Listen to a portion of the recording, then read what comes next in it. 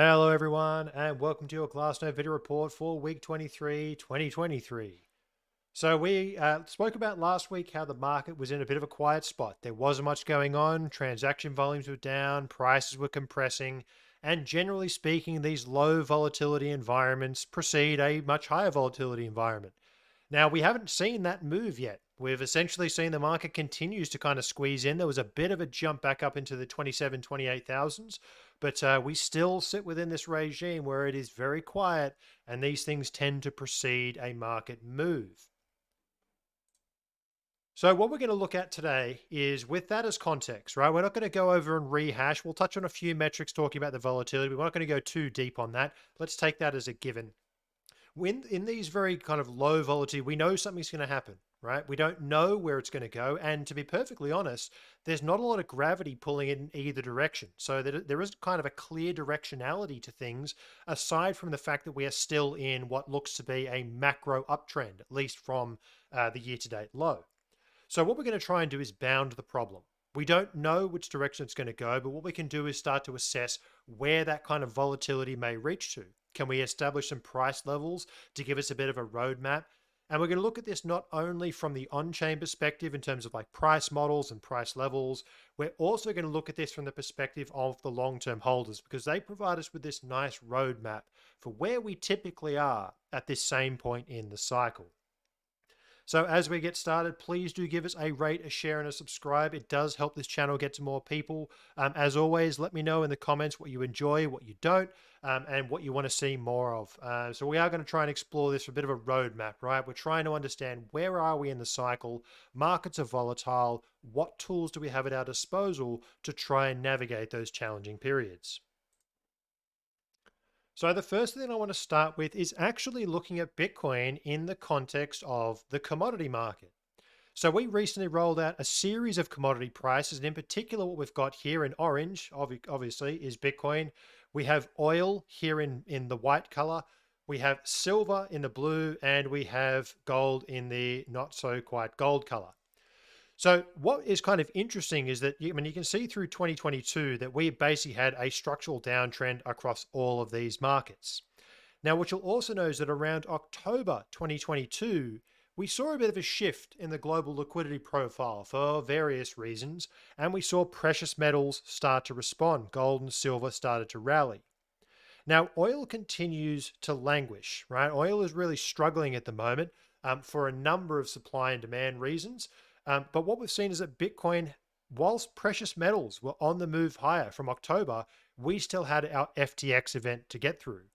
Now, Bitcoin has then since rallied. So it started to move a little bit alongside precious metals. And of note, when gold, silver, and Bitcoin correct, they all correct. When they rally, they all rally. So you can note the correlation between these has actually been somewhat stronger in 2023. Now, this particular chart is looking at those four commodities, but we're looking at a 90-day performance, price performance, right? How well did each asset perform over the span of a quarter? Now, what's interesting to note, you can see here, this is that November-December period that silver was actually the biggest outperformer, followed by gold. Oil down here in the yellow color has struggled. It's really been languishing for some time. But we have seen that there was the precious metal rally to kind of start off the year and enter 2023.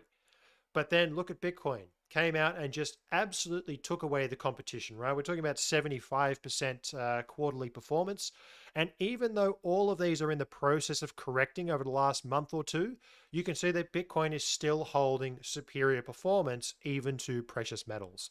So it's one of these things that their correlation has recoupled.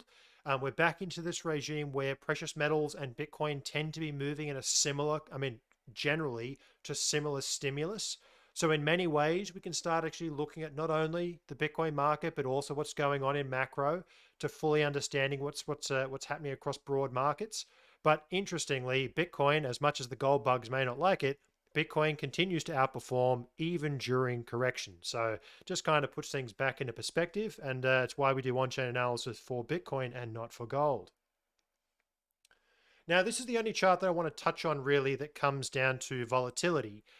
What we've got here is the 1 month realized volatility. This is essentially how much is price moving over the course of the last 30 days.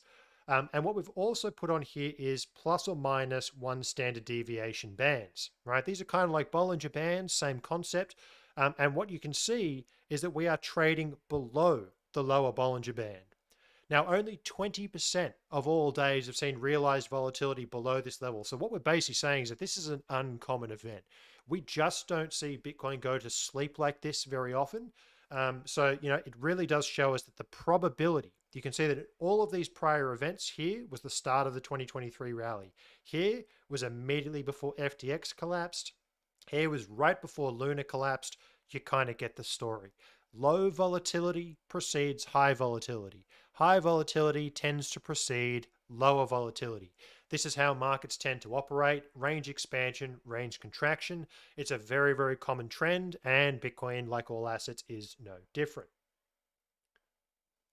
Now, just something that's kind of interesting flagging, we're starting to get into, okay, now that we know that it's low volatility, we know the market wants to move.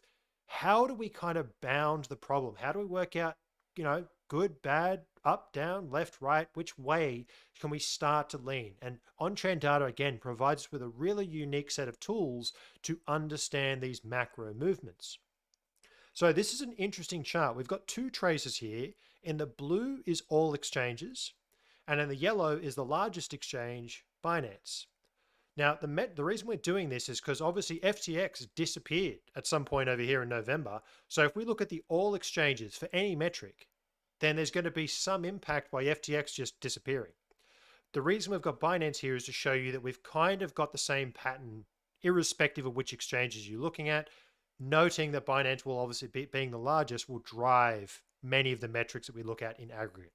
So what is this metric? We are looking at deposits and withdrawals, transactions, right? We don't care about volume. We're just looking at transactions. It's a gauge of activity, investor activity. How much do we have in terms of deposits and withdrawals? We don't care which direction, just exchange related inflows and outflow transactions. And what we are comparing is the 7-day moving average to the 180-day. You may have heard this before. We use this quite a bit. We call them momentum charts. We're comparing the fast moving average to the longer one. And what that tells us is higher values means that there are more deposits and or withdrawals recently compared to our 6-month moving average. Now note here, we have a very, very low degree of transactions going on to and from exchanges, similar to what we had back here during this pretty nasty bear period, May, June, July. Now granted, just note it did result in an uptrend here, although given what we now know about what was happening back here, maybe this uptrend wasn't quite so real. So, just consider that. Back here in 2019, this is a bit more organic. Note that we had a massive decline in transaction activity, and we had a 1-year bear market that followed. Here we are in the 2018 bear market. Low activity typically corresponds with not so great price performance. Positive activity, and note that this is actually quite responsive. This thing started to pick up long before the 2019 rally started. This thing here started to pick up as we led into March 2020. So you can see that this is kind of nice to see the macro movement. Are more transactions happening or less? And what we can see is this is actually pretty significant downdraft. We've got quite a large contraction in exchange activity. So it just gives you a bit of a gauge, right? We don't know which direction we're going to be going, but we're using tools to try and put a boundary on where we could go, which direction, so on and so forth.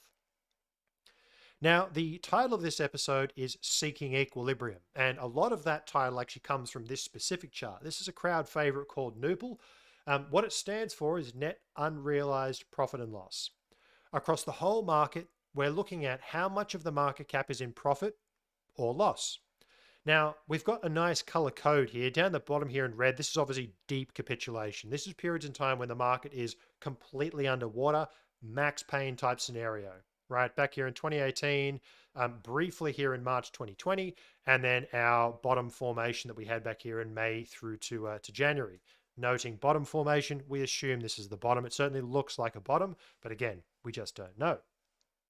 Now, the orange zones, note that we typically slice straight through it to the downside. We slice straight through it, right? We don't spend much time in the orange zone. We actually kind of gap down into it, right? From this kind of equilibrium phase down to capitulation. And then when we're recovering, we kind of zip straight through it to the other side, right? Capitulation right through it, and then we zip back through through the other side. We don't spend much time down here in this dark orange zone. Now, conversely, this yellow zone up here, we actually spend quite a bit of time. About 35% of all Bitcoin's trading history has been within this equilibrium zone. 2019 pretty much oscillated the whole way around it. This is kind of neutral gear. There's not much gravity to the downside. When we're down here in these capitulation zones, the market wants to go higher. When we're up here at these market tops, everything's euphoric, everyone's in profit. Someone's going to sell and the market wants to go lower. There's a big gravity pulling it back towards equilibrium, the middle ground.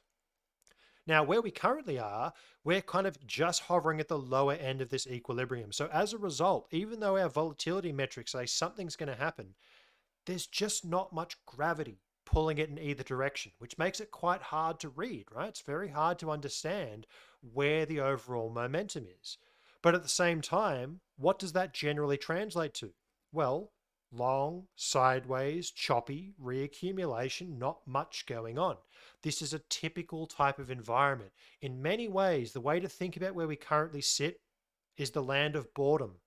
Just this sideways grind. We often see this. Now, again, we don't know that this is what's going to happen, but historically, time that we spend in this zone is kind of this sideways chop. The market's trying to work it out. It's a reaccumulation, or is it a bear flag? Is it a bull flag? We just don't know.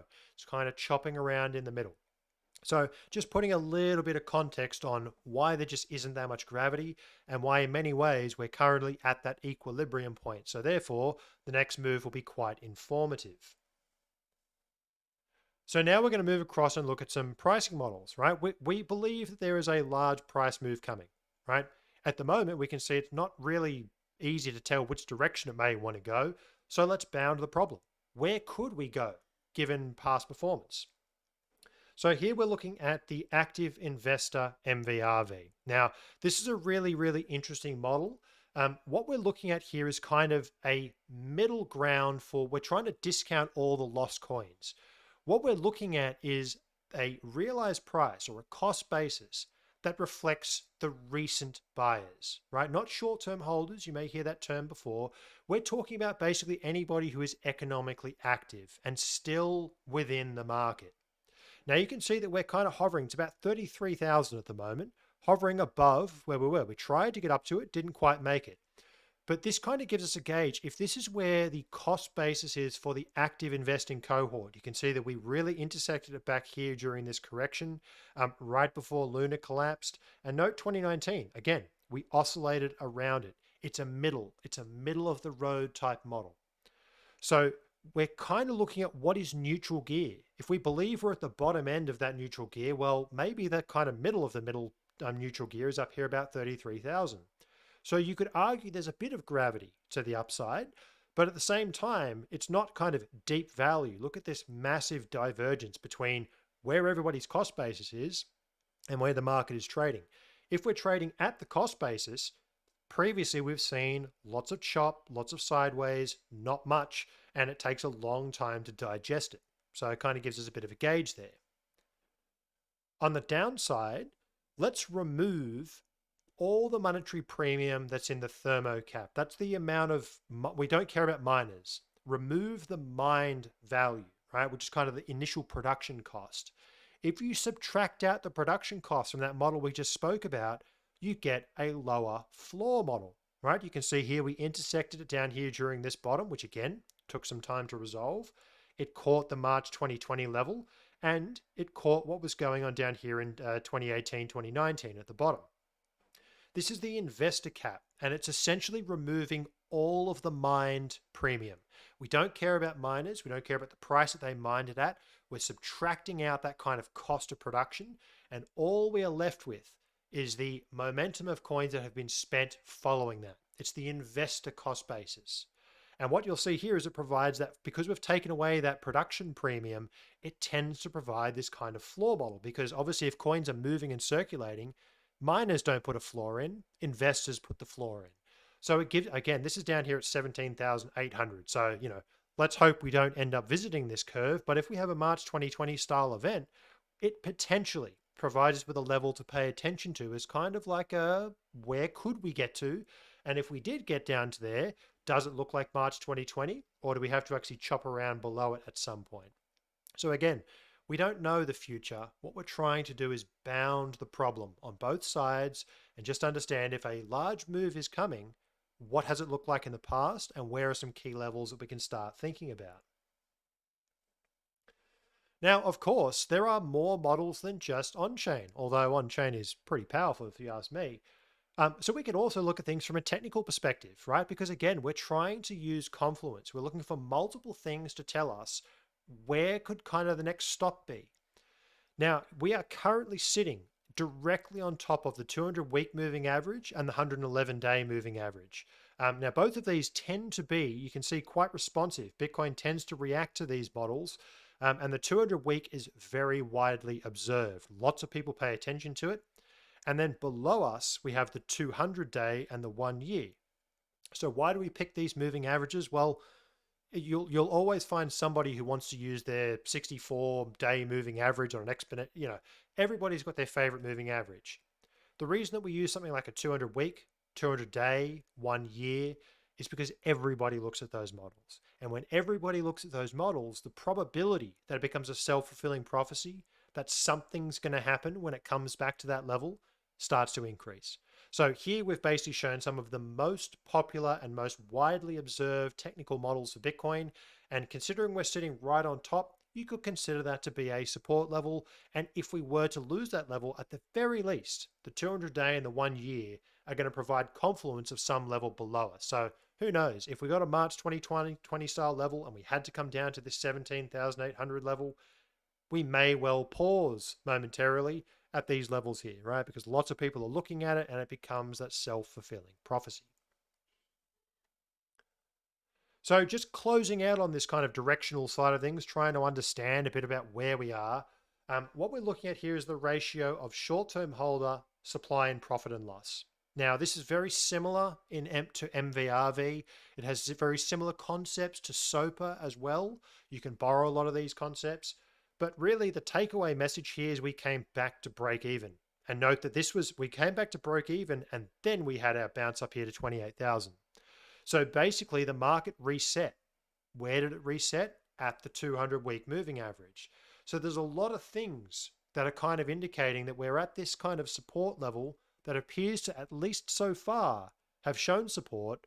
But remember, we don't know the future. This is the important thing about data. We don't actually know what's going to happen. Nobody does. What we can say is that typically speaking, during an uptrend, we should find support. And it appears that we have found support. But that works both ways. What happens if the market decides that it doesn't want to have that support and it breaks below? Then you have reason to flip your bias because that model that we saw stick the landing in 2020, that we saw stick the landing in 2019, when it doesn't stick the landing like here in 2019, you're in for a nasty time. So you can start to bound the problem and say, if this condition happens, then I have a plan. If the other condition happens, then I also have a plan. Okay, so the last topic we're going to touch on is long-term holders. Now, this is a really interesting topic, and the reason why we pay attention to long-term holders is the longer-term roadmap. Long-term holders are people who will buy Bitcoin rain, hail, or shine and hold it through all sorts of chaos. Now, they are in the blue here, and we've got two different breakups. We've got long-term holders in profit in the dark blue, or in the light blue, sorry. Dark blue is long-term holders in loss. What I want you to focus on is the overall profile shape. In fact, I might just jump down here to this model here, which is the same chart. We're looking at the orange curve. There's kind of two phases for the long-term holder cycle. There's the bear market into bull market phase, where it's kind of got this gradual uptrend, but see how it's choppy? It moves up and down. This is this long, painful, multi-year, kind of trending up sideways consolidation thing we've got going on. 2019, long, sideways, painful, choppy, up, down, accumulation, selling, holding, kind of a bit all over the place. right? You can see that we've had these kind of plateaus through all previous cycles. Now, as we break the previous all-time high, note that long-term supply craters. This is literally the smart money selling expensive coins to new buyers, right? We're looking at what is the exact thing not to be doing, right? Which is buying tops. This was me. I bought the top up here in 2017. So typically as we break the previous all-time high, here is 20,000 in December, long-term holders accelerate their spending in a big way. You'll notice also that when they spend their coins that they acquired in the bear market, cheap coins, they sell them to some other guy who buys them at expensive prices. The realized price, the average acquisition price of long-term holders climbs at the same time that long-term holders' supply is declining. That is the transfer of coins from a cheaper price to a higher price, right? This is how these market cycles happen. When the smart money sell too many coins, you get a market top. When they accumulate and hold too many coins, you get a market rally. It's kind of the nature of the beast, supply and demand. Now, down the bottom here, we've actually built up an oscillator, and you'll see that it peaks during peak long-term holder spending. That's what it's designed to do.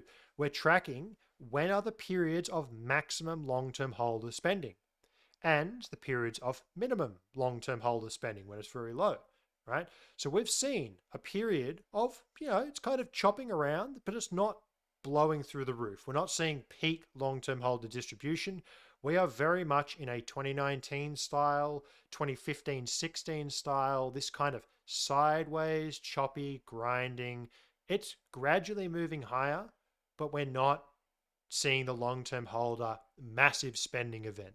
So again, it looks very much like previous cycles. We're in a very similar type category. This is the last chart that I want to touch on. So why do long-term holders spend? Well, of course, the market's going up. But when we look at their MVRV ratio, remember, this is like an unrealized profit and loss multiple. They start spending, right? We see long-term holder supply decline at the heaviest rate. This red zone here is when MVRV is above 3.5, which means that long-term holders on average are in 250% plus profit. Note that they start spending aggressively when their profits are above 250% on average, right? And the higher the price goes, the more profit they're in, the more aggressive they're spending. So again, we can start to map all of these behaviors to give us a bit of a gauge on where we are, where we kind of hope that we end up going, right? We kind of obviously want the market to trend higher, but we don't know how long that's going to take. So at the very least, we've got a series of tools, a series of price models, and a series of supply dynamics to have a bit of a gauge on where we currently sit, considering there's likely a move coming. We just don't know which direction it's going to go. It could go either way, but now we can start to bound the problem and at least understand where we are relative to past cycles. So thanks for tuning in for that session, folks. Hopefully you found that informative. Again, I'm a big advocate of making a plan in both sides because the reality is markets are crazy places and things get pretty volatile. And what we're really looking at with this data is trying to bound the problem. If this happens, then there's the plan. If this happens, there's a different plan. And knowing what those conditions are in case things deteriorate, improve, we have a bit of a gauge. So certainly pay attention to the, you'll find the link to all of these metrics in the dashboard in the link below. Let me know if you got any comments or questions, and I will see you in the next one. Cheers.